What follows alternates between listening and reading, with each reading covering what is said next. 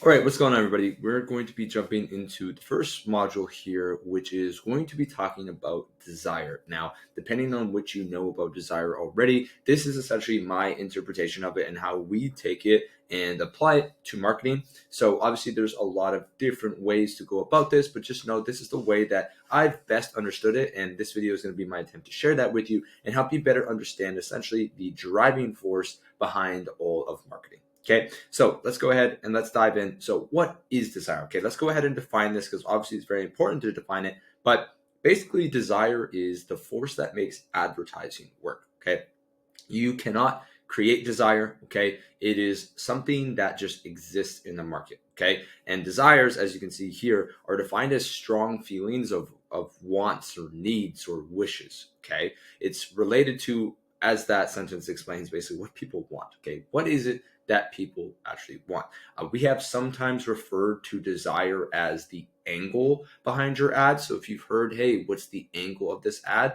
Desire is very, very similar to that, but angle is more of like an umbrella, and we'll get to that. But just know that two most important things here: desires are the things that people want, the things that people need. Okay, and it's demand that already exists and is flowing through the market. Okay, you cannot create desire, you cannot make massive millions amounts of people want a certain thing. That desire just has to be there. Okay, so types of desire in the market. Now, there are basically two main types of desire that exist. Okay, one is a permanent desire. Okay, this is basically the big three: is health, wealth, and relationships. Okay, these are desires that never leave us. Okay, the mass population, we all have a shared common desire of wanting to be healthy, because obviously we want to live, wanting to obtain wealth, because obviously we want to be able to experience life, and we want to have great relationships. Okay, we want to be able to be with, we're social creatures. Okay, so those three desires are the most dominant desires, and every other little desire kind of trickles down from there, but they typically all point back up. One of the good examples that I like to give is the iPhone. Okay, that actually taps into all three of these desires. Okay, it helps with your health, as there's, depending on who you ask, but there's things that you can do to track and monitor your health on there, right? And then there's wealth. Okay, the iPhone can help you network with people and can help you actually make money from your phone. And there's relationships. Obviously, that's the whole reason why the iPhone was created. It helps you actually connect with people. Okay, so that's an example of why Apple, and their main product is a $1 trillion company, is because it goes to the extreme of all three of those desires, and it's something that every single person wants. Now let's go down to trending desire. What is a trending desire? Well, a trending desire is things like crypto or like Valentine's Day, and crypto, we'll see. AI, right? These are just examples of what trending desires have been right now. And essentially, these are desires that come and go. Okay, there may be times where these trending desires become permanent desires, but for the most part, these are trending desires, right? That 2021 kind of bull market in crypto, everybody was like crypto, crypto, crypto, and then it started, and then it came back down, and now nobody was really talking about it anymore, right? At that time, though, if you were selling Bitcoin T-shirts, you were probably doing pretty good. Valentine's Day, right? This is something that comes and goes. Okay, obviously every February, if you sell flowers, you probably see a massive spike on Valentine's Day or just before Valentine's Day. Why? Because there's a desire in the market to celebrate this kind of holiday. So that's an example of a trendy desire, and just know that we need to make sure that we understand both of these, but most importantly, the permanent desires are the ones that are going to give us the long-term results, but trending desires are a great way to really drive short-term gain. Now, desire strength. Let's talk about essentially the strength of desire and why sometimes certain desires or certain businesses essentially are able to grow a lot further than some other businesses. Okay. And essentially, where your business, the amount of desire that your business can channel will determine how scalable your business is. At least that's what we've seen. Okay, so the strength of your desire will determine ultimately the success of your ads. So not just your business, but now obviously your ads and your landing pages and everything else around it. Okay, so basically your goal is to try to find the most dominant desire based on these two things. There's actually three, so everything that I'm referencing, I'll actually give you a resource at the end of this. But essentially there's three things that determine the strength of your desire. But I just tell people that when you're first learning this stuff to just focus on two, and that's essentially the intensity of the desire. Okay, so like minor headache versus severe migraine, right? Like if I have a minor headache, I'm like, yeah, whatever, right? But if I have a severe migraine, I'm gonna be like, I need to figure out how to get this gone, right? So the intensity of your desire will determine obviously basically how dominant it is. And then the second part of that is just the scope. Okay, so the total amount of people that actually share this desire. Okay, so we'll get into some examples of that as well, but that is also going to determine how dominant the desire is. Are we talking about something that is mass market that everybody shares, right? Or is it just a very, very niche, small thing? Okay, so for example, here, this airplane is your ad, right? And the way that I like to help people understand this is essentially, if you don't know this, when you're actually flying, there are sometimes like crosswinds, there's tailwinds, and there's headwinds. Okay, so basically, a tailwind is, I don't know if you've ever had a pilot come on the term, or if you've never flown before, this is what happens. They'll come on the thing and say, hey, we're scheduled for 3 hours, but looks like we got a bit of a tailwind with us, so we should get there in about 2.5 or 2.25, whatever it is, right? So the time for you to get there is significantly less because they're flying in a tailwind. So desire is kind of like this tailwind that basically gives you a boost. So you put your plane up in the sky, and essentially a tailwind, what it will do is it will like almost jet rock or jetpack your ad and let it do a lot better and basically help you achieve your goals a lot faster. Excuse me. So that is a tailwind.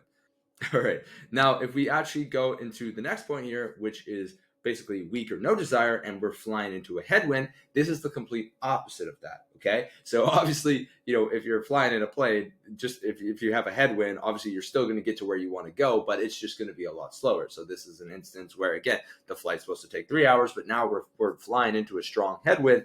So there might even be some turbulence, and there's probably going to be a longer delay. So now it might take you 3.5 hours or 4 hours to get there. But the truth is, when it comes to advertising, there is times where you actually might not go anywhere. You might put your ad out there and there's no desire around your ad. So just imagine there's like 8 of these headwinds against you, and like your plane or your ad won't go anywhere. And so what do we call that? That's an ad that doesn't succeed. Okay. So that's basically to give you sort of some kind of visual example how the strengths of your desire will either work with you or work against you, depending on the desire that you're actually going after.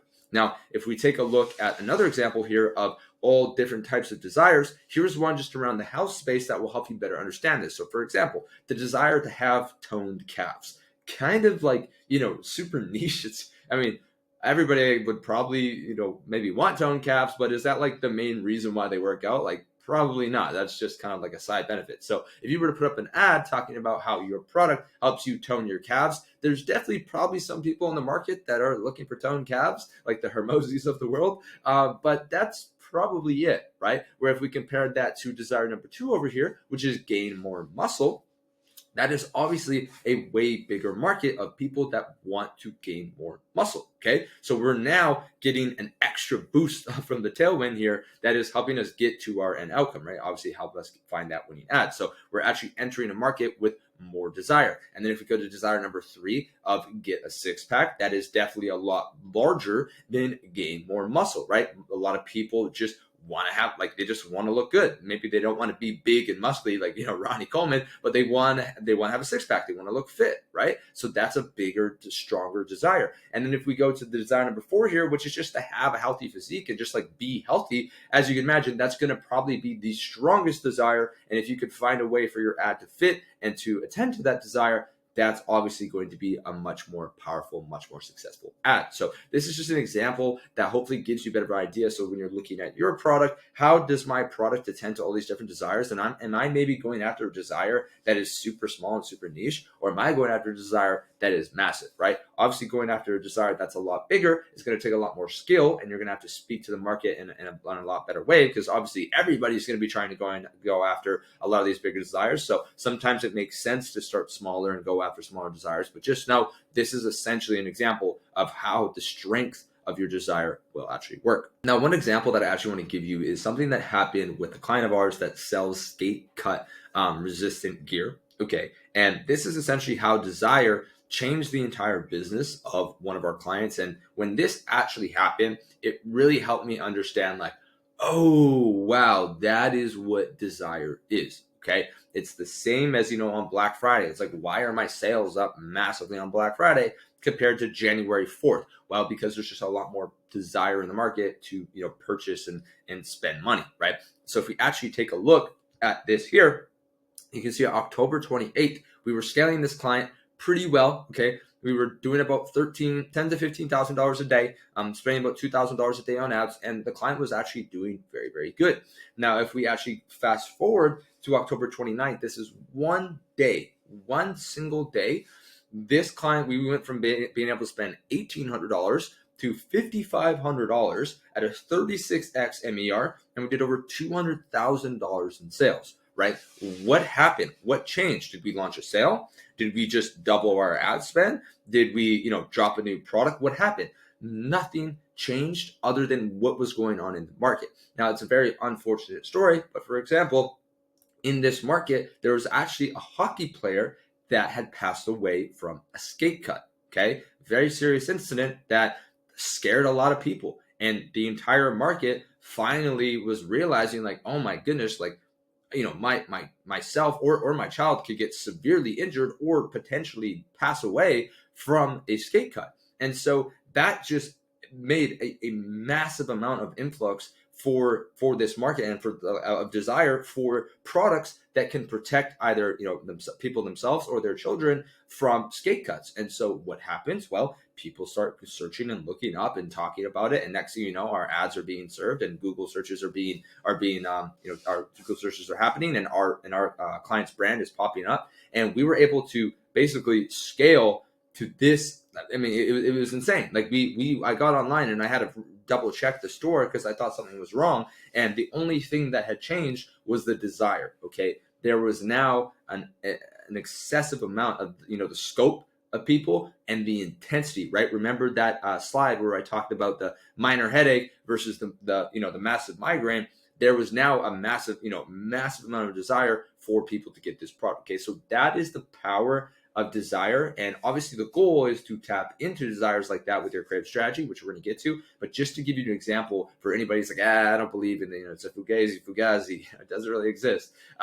This is desire. It is very, very, very real. And this is a great example to hopefully help bring home and help you understand this. Last final slides here. I'm just going to wrap up basically the final points of desire. So there's basically two different types of desire on your product. So remember, there's two types of desire. There's permanent and there's trending. And then now we're talking about the two different types of desire on your product. Okay. So you actually sell two products when you're selling your product. Okay. So when somebody buys your product, they're basically buying two. And the reason why I say that is because there's a physical version of your product and there's a functional version of your product. Okay. So the physical component, right? The carbon fiber, the wires, the motherboard. If I actually show you this next photo, this is obviously life in our client's hair dryer. The, physical components, the carbon fiber, the wires, the buttons, the motherboard, all that kind of stuff. That is the physical components of the product. Okay. People, a lot of times, maybe you're not advertising the motherboard, but a lot of people will sometimes advertise the tech and focus on the tech rather than, or focus on like the physical piece of the product rather than the actual functional component that the user is essentially buying, which in this instance is the shiny, smooth celebrity style hair. Now, if you don't know who that is, that's Kim Kardashian. It's just a random photo that I found on Google. But when people are buying this product, that is their goal. Okay, that is what they're looking for. So do understand and do know that the physical parts of your product definitely are important. And as it says up there, it justifies and documents the quality of your product, and essentially the actual provides evidence that it can provide the functional outcome. But at the end of the day, majority of your people and the majority of your customers are going to be purchasing the functional side of your product and what it does for them, right? You don't buy a car because, there's obviously components of the car. It's like, oh, I really like my leather seats, and maybe I really like the speaker system or stuff like that. But again, the functional side of things is you're buying a car to kind of get from A to B, or you're buying a car to get status, right? It's the functional side of things that is going to drive the dominant desire. Okay. Now, you might be watching this wondering like, okay, well, this is great. How do I find mass desire, right? Like, how do I actually go out and figure this out for myself? Well, the number one thing that you need to do is research. We'll be diving a lot deeper in that, but just, look for those I wanted, oh, I was looking for this and I found this, or I was in need of X, whatever those statements are, typically a desire will follow. Okay. And then the most important thing is to test the desires in your ad creatives and your messaging. right? So if we actually take a look at some examples here of some of our clients, I'm going to go ahead and pause this here so it doesn't play, is if we look at these two desires, okay, one of these, or these two examples here, one of these is a winning ad and one of these is a losing ad. Now, if you're smart and you just go look at the engagement, well, you actually can't see the engagement on the other two, but the two on the right are actually the winning ads. And so like, let's take a look at them, right? How does find a style, how does that messaging or how does that desire compare to I want to look wealthy? Well, in this instance, it was a massive difference because this find your style ad did absolutely nothing. And the I want to look wealthy ad has spent over $20,000. Okay. And then if we take the example on the right here of youth athletes versus I want a bigger, peach, I want a bigger booty. You can see that the bigger booty ad is actually gone on to spend over $20,000 and is still continuing to spend. And we actually launched that. It's been only about 2 months. So this ad is doing extremely, extremely well. And so again, this is to help give you a better understanding of the different types of desires and how some are essentially more scalable. And you just have to continue to do the research to find what that scalable desire is for you. Okay. Now, if you do want to learn more about desire and you want to dive deeper into it, I would highly, highly recommend purchasing this book right here called Breakthrough Advertising. I have, as it says there, zero affiliation with this, and this book helped me 3x my business. Okay. It's a very, very, very powerful book. It is not, it's not an easy read, but I would say if you go through these modules and then purchase the Breakthrough Advertising book after, it will definitely be a little bit easier as I try to break down a lot of these components, but it is still 100% worth it for you to actually go and purchase this book and just go through and read it multiple times. Okay. As it says there, what is $150? So it is expensive. Okay. It's not a $20 book you buy on Amazon. What's $150 to potentially, 3x your business, right? That's a pretty good investment, right? So just take this book and just make it your new manual. I would highly recommend. We're going to go through a few other pieces of this book. Okay. So I have all the other upcoming psychology videos that we're going to be talking about are actually coming from this book. But in this first video, I would just highly recommend purchasing this book, as well as watching the videos that we're going to go through to give you a way better understanding, because this is stuff that, you can't just look at it once and it's going to, you're going to get it. So just make sure you continue to educate yourself on it. So that is desire. And that is it for this video. If you have any questions around this, make sure you send a message in the group channel and I will get back to you.